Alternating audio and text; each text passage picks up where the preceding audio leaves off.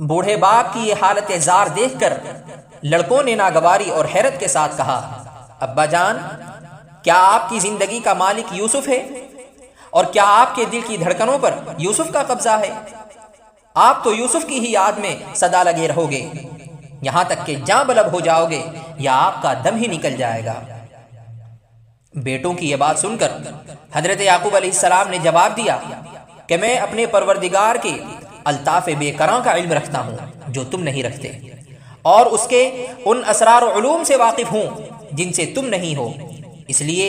جو کچھ بھی عرض و معروض اور شکوہ و شکایت کر رہا ہوں اپنے اللہ سے کر رہا ہوں، تمہیں اس سے کیا سروکار ہے؟ یہ ہوتی ہے نبی کی شان کہ اظہار رنج و غم کیا تو صرف اپنے رب سے کیا، اور توکل علی اللہ کا عالم کہ پھر یوسف و بنیامین کی تلاش و جستجو کے لیے ظاہری تدبیر اختیار کر کے انہی بیٹوں کو حکم دے رہے ہیں کہ رحمت حق تعالیٰ کے بھروسے جاؤ اور یوسف و بنیامین کا سراغ لگاؤ، اور تم تو اولاد پیغمبر ہو، پھر اس کی رحمت سے مایوسی کیسی؟ حق تعالیٰ کی رحمت سے نا امیدی اور مایوسی تو کافروں کا شیوا ہے۔ اب ان بھائیوں کے سامنے ایک طرف والد کی ناصحانہ فہمائش تھی کہ یوسف اور بنیامین کا سراغ لگاؤ، اور دوسری طرف غلے کی ناداری اور اس کی سخت ضرورت۔ اب بنیامین کا ٹھکانہ تو پہلے سے معلوم ہے، اور غلے کی حاجت بھی وہیں سے پوری ہونی ہے، اس لیے اب ان بھائیوں نے تیسری مرتبہ مصر کے لیے رخت سفر باندھا۔ قطع سفر کے بعد عزیز سے ملاقات ہوئی تو انہوں نے عزیز کے سامنے اپنی روداد مصائب سنائی کہ اے عزیز، ہماری مصیبت تو یہ ہے کہ ہمارے پاس کھانے کے لیے غلہ تک نہیں ہے، اور غلے کی خریداری کے لیے پونجی بھی بہت کم ہے، اور ابا کی حالت یہ ہے کہ انہوں نے یوسف کے غم میں روتے روتے اپنی آنکھیں گنوا دی ہیں، اور گھٹ گھٹ کر گویا روز ہی موت کو گلے لگاتے ہیں، سو آپ ہمیں غلہ پوری ناب سے دیجیے، اور جیسے آپ نے پہلے بھی ہماری خاص رعایت کی تھی ویسے ہی اب بھی کیجیے گا۔ حضرت یوسف علیہ السلام اپنے بھائیوں کی قساوت قلبی اور سخت دلی کو بخوبی جانتے تھے، مگر اب تقدیر نے ان کو یوسف علیہ السلام کے سامنے سائل بنا کر لا کھڑا کیا۔ مگر حضرت یوسف علیہ السلام پیغمبر تھے، اور شفقت پیغمبری تو دوسروں کا دکھ نہیں دیکھ سکتی، جائے کہ اپنے بھائیوں کی بیچارگی کو گوارا کرتی۔ حالانکہ یہ وہ بھائی ہیں جو خود تو زندہ ہیں مگر ان کے دلوں میں رشتے اخوت مر چکا تھا،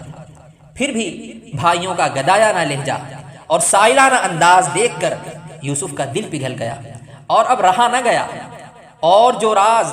مدت دراز سے دل میں پنہا تھا قدرت اب اس کے افشا کا اشارہ کر چکی تھی، اور وہ وقت آ پہنچا تھا جس میں قدرت کے اس وعدے کی تکمیل ہونی تھی جو یوسف سے ایسے وقت کیا گیا تھا جب یوسف کی بے بسی اور عاجزی ان بھائیوں کی بے بسی اور عاجزی سے بڑھ کر تھی۔ چنانچہ یوسف علیہ السلام نے ان کو جتایا کہ صاحبو، کیا تمہیں اپنی وہ کارستانیاں بھی یاد ہیں جب تم باپ کی گود سے ہنستے کھیلتے معصوم یوسف کو غیر آباد جنگل کے ایک گہرے کنویں کے اندر دھکیل آئے تھے؟ وہ ریشہ دوانیاں بھی یاد ہیں جو باپ کے ساتھ اور بنیامین کے ساتھ کی تھی؟ لیکن ہاں، اس وقت تم لوگ انجام سے انجان اور نادان تھے، اور رب یوسف کی بے نیازی کا تمہیں کوئی اندازہ نہیں تھا۔ یوسف علیہ السلام نے جیسے ہی اپنی شناخت کا یہ دبیز پردہ اٹھاتے ہوئے غیر متوقع سوال ان کے سامنے داغا تو ان کی حیرانی کی انتہا نہ رہی، اور ماضی میں اپنے کیے ہوئے تمام بےہودگیوں والے اعمال برق رفتاری کے ساتھ ذہن کے پردے پر ابھرتے اور یاد آتے چلے گئے۔ حیرت و استعجاب میں ڈوب کر پوچھنے لگے، شاہا، کیا آپ ہی یوسف ہیں؟ جواب ملا، جی ہاں، میں یوسف ہی ہوں، اور یہ میرا بھائی بنیامین ہے۔ اللہ نے ہمیں تقوی کی دولت سے نوازا، اس لیے ہم تمہاری اذیتوں کو جھیلتے رہے اور صبر کا دامن تھامے رکھا، اس لیے اللہ نے ہمیں ضائع نہیں کیا، کیونکہ وہ محسنین کے اجر کو ضائع نہیں کرتا۔